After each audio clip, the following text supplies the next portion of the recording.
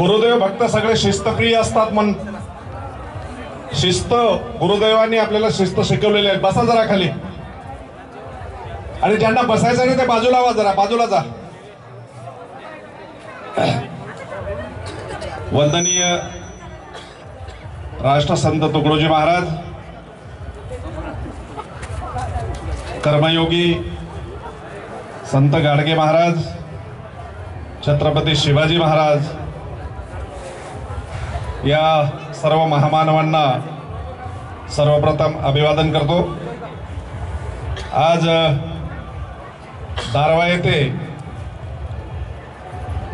गुरुदेव सेवा भजनी मंडळाच्या वतीने विदर्भ स्तरीय खंजेरी भजनाचा कार्यक्रम या ठिकाणी आयोजित केलेला आहे।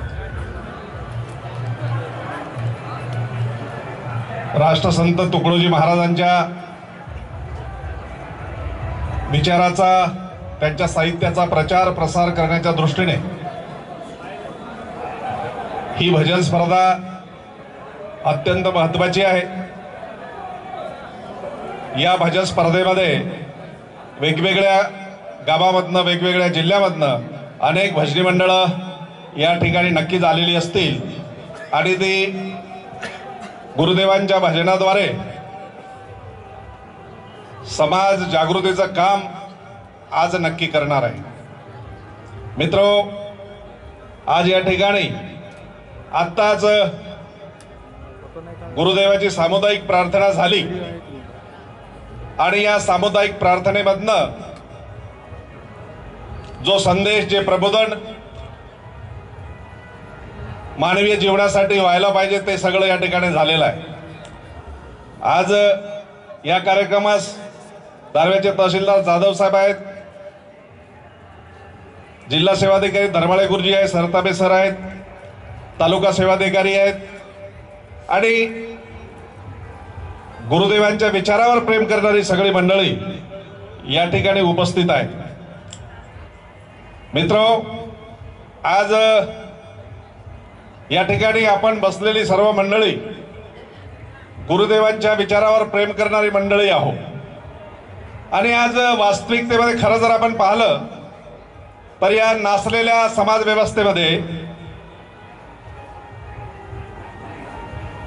औषधाचं काम जर कोणी करत असेल आणि हा समाज जर खऱ्या अर्थाने सुधरवायचा असेल त्यावर एकच रामबाण उपाय आहे, ते म्हणजे राष्ट्रसंत तुकडोजी महाराजांचे विचार हा एकमेव औषध या बिघडलेल्या समाज व्यवस्थेला दुरुस्त करण्यासाठी उपयोगी आहे। परंतु दुर्दैवाने आज या विचाराकडे, महाराजांच्या साहित्याकडे पाहिजे त्या प्रमाणात लक्ष दिल्या जात नाही। ही एक शोकांतिका, ही मोठी खंत आहे। राष्ट्रसंत तुकडोजी महाराजांचे भजन ज्यांनी ऐकले असतील, राष्ट्रसंत तुकडोजी महाराजांचे ग्रामगीतेमधले अध्याय ओव्या ज्यांनी ऐकले असतील, राष्ट्रसंतांचे मंगलाष्टके सुद्धा ज्यांनी ऐकले असतील, श्लोक ज्यांनी ऐकले असतील, त्या सगळ्यांच्या मनामध्ये एकच विचार आला असेल की राष्ट्रसंतांच्या एकूण एक साहित्यामधनं केवळ उपदेश आणि उपदेश फक्त समाजाला मिळालेला आहे। ते मग श्लोक असेल, मंगलाष्टक असेल, भजन असेल, ग्रामगीता असेल। मित्रो, म्हणून हे राष्ट्रसंतांचे विचार आज घराघरामध्ये, गावागावामध्ये पोहोचणं अत्यंत काळाची गरज झालेली आहे आणि हे काम कुठलाही स्वार्थ न ठेवता ही गुरुदेव सेवा मंडळ जी गावोगावी आहे किंवा गुरुदेव भक्त जी आमचे आहेत ते निस्वार्थपणे करत आहे। या सगळ्याच्या कार्याला मी मनापासून सलाम करतो, त्या सगळ्यांना धन्यवाद देतो। स्वतःच्या स्वार्थासाठी काम करणारी अनेक मंडळी आहे, परंतु घरादारावर तुळशीपत्र ठेवून पदरचा खर्च करून राष्ट्रसंतांचे विचार समाजामध्ये पोहोचवणारी मंडळी जी आहे त्या सगळ्या मंडळीला आपण धन्यवाद दिले पाहिजे। मित्रो, मानवाचं जीवन काय आज आपण या ठिकाणी बोलतोय, एका घटकाभरात काय होईल याचा भरोसा नाही। संत म्हणतात, देह काळाचे धन कुबेराचे, येते मनुष्याचे काय आहे, निमित्ताचा धनी केला असे प्राणी, पण माझा माझा म्हणून वाया गेला।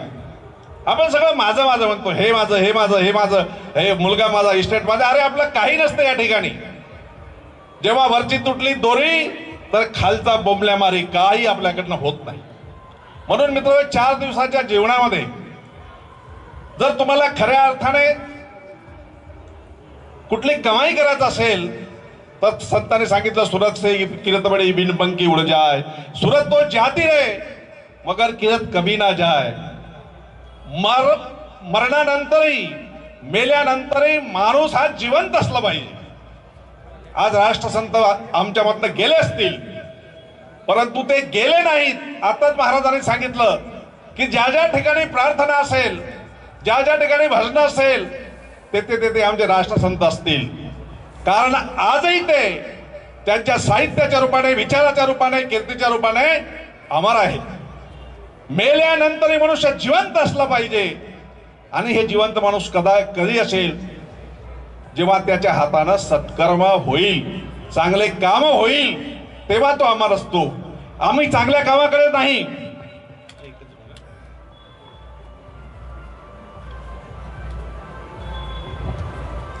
आम्ही मात्र अशा चांगल्या कामाकडे दुर्लक्ष करून वेगवेगळ्या मार्गाने संपत्ती कशी गोळा करता येईल याच्याकडे आमचा कल, सगळ्या लोकांचा कल लागलेला आहे.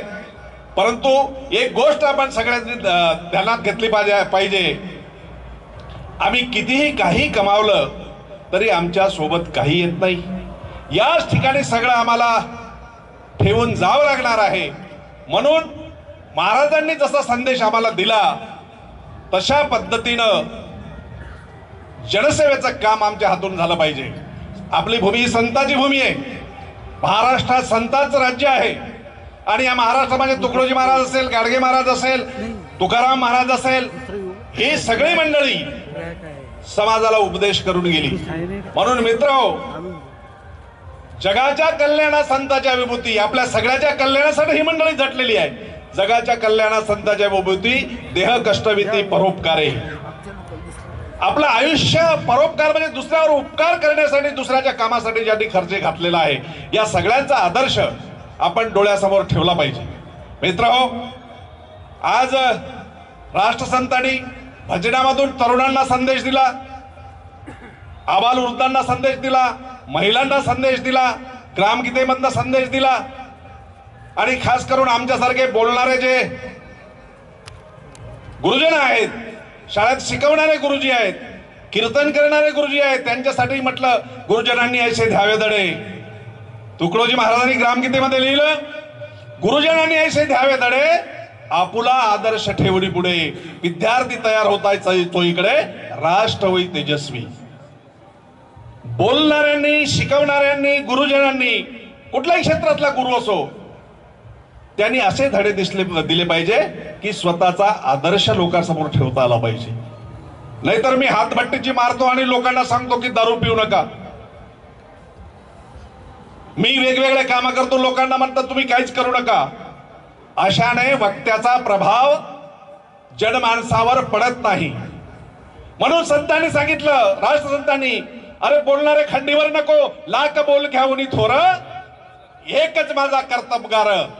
लाख बोलणारे कामाचे नाही, पण एक एक माणूस माझा काम करणारा, बोले तैसा चाले, बोलल्यासारखं वागणारा पाहिजे. बोले तैसा चाले त्याची वंदावी पाऊले. संतांनी सांगितलं की जो बोलतो तसं वागतो ना, त्याचे आपण दर्शन घेतलं पाहिजे. बोले तैसा चाले त्याची वंदावे पाऊले. आणि बोले एक चाले एक, त्याचे पाहू नये मुक. हे संतांनी सांगितलं की इकडे एक बोलते आणि तिकडे दुसरंच करते, त्याचं तोंडही पाहू नये, असं सुद्धा संतांनी आपल्याला सांगितलं आहे. म्हणून मित्र हो, या समाज व्यवस्थेला दुरुस्त करण्यासाठी ह्या सगळ्या गोष्टीची फार गरज आहे. याचा प्रचार प्रसार झाला पाहिजे. तुम्ही म्हणाल की राजूदास जाधव तुम्ही राजकारणात आहे, बँकेचे संचालक आहे, शिवसेनेत आहे, अमुक आहे, टमुक आहे, तुम्ही काय करता? मी तर गुरुदेवांचा एवढा चाहता, एवढा सेवक आहे. मी तुम्हाला सगळ्याला कल्पना देईल की या गुरुदेवाच्या विचाराचा प्रसार व्हावा म्हणून ग्रामगीतेच्या 10,000 प्रती मी माझ्या सगळ्या सभासदांना मोफत वाटल्या, मोफत. कारण की या विचाराची आज समाजाला गरज आहे. आणि हे विचार जर जिवंत नाही राहिले तर हा समाज जिवंत राहणार नाही, समाजातली माणुसकी जिवंत राहणार नाही, समाजातला माणूस पण जिवंत राहणार नाही, ही सुद्धा तेवढीच वस्तुस्थिती आहे. म्हणून मित्रहो, एवढं महान साहित्य राष्ट्रसंताचं आहे. अरे आमच्यासारख्या पुढाऱ्यालाही सांगितलं, त्यांनी राजकारण्याला सांगितलं की तो नव्याची पुढारी ज्याने केली नाही कर्तबगारी, त्याची मित्र नसून वैरी समजतो आम्ही. तो कायचा पुढारी जो कर्तबगारच नाही आहे, लोकांचे कामच करत नाही, जनतेचे कामच करत नाही आहे, तो आमचा मित्र नसून वैरी आहे, हे महाराजांनी सांगितलं. म्हणून मित्रहो, आज या भजन स्पर्धेच्या माध्यमातून वेगवेगळ्या ठिकाणाहून आलेली जी भजनी मंडळ आहे, ती भजनी मंडळ महाराजांचे विचार पुढे नेतील, या ठिकाणी सांगतील. भजनामधनं महाराजांनी सांगितलं, महिलांसाठी सांगितलं खास करून, का म्हणता अबला तिला ती शक्तिशाली नाही का. विचारलं जनतेला, अरे कसं काय अबला म्हणता तुम्ही, राष्ट्रपती होऊन गेली, पंतप्रधान होऊन गेली, ती काही आता अबला राहिलेलं नाही.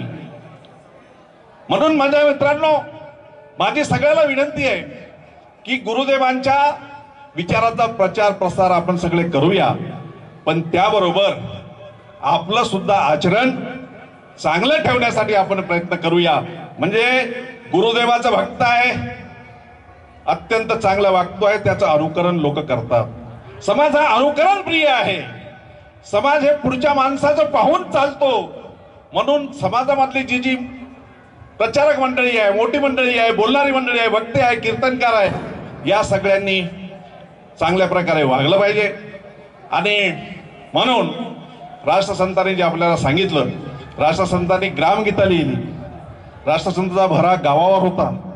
तुमचं गाव सुधारलं पाहिजे, कारण गावावरूनच देशाची परीक्षा. गाव हा विश्वाचा नकाशा, गावावरूनच देशाची परीक्षा. गावाची भंगता अवदशा येती साऱ्या समाजी. गावावरून देश कसा आहे समजतो. म्हणून आपलं गाव सुधारलं पाहिजे, आपलं खेडं सुधारलं पाहिजे. तुकडोजी महाराज म्हणतात, बाबा रिकामा कशाला फिरत, तुझं गावाच नाही का तीर्थ. गावाला तीर्थाची उपमा महाराजांनी दिली. मग त्या गावाला तीर्थ बनवण्याचं काम आपल्या सगळ्यांच्या सहकार्याने आपण करूया. भजनातून, या कीर्तनातून, या ग्रामगीतेमधनं आपला उद्धार कसा होईल हा विचार करून राष्ट्रसंतांच्या विचार आपण पुढे पुढे नेऊया. आज या ठिकाणी ज्ञानेश्वर राठोडला मी धन्यवाद देईन. फार 1-2 महिन्यापूर्वी मला त्यांनी सांगितलं की सर्वांनी आपल्याला भजन स्पर्धा घ्यायची आहे आणि तुमच्याकडून मला एक बक्षीस पाहिजे. मी म्हटलं बाबा दिलं, तुझ्या मनात काय टाकायचं ते टाकून दे, कारण या विचाराची गरज आहे हे मी जाणणारा माणूस आहे. आणि मला आज मोठा आनंद झाला.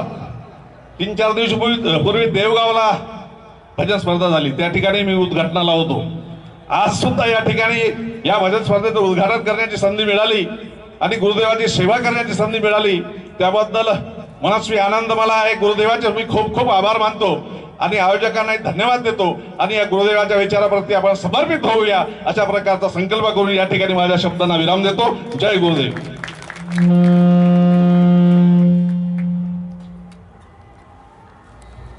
खूप छान राजदास भाऊ, ज्यांचा गुरुदेवाशी थेट जवळून संबंध आहे, त्यांच्या भाषणातून आपल्याला कळलेला आहे.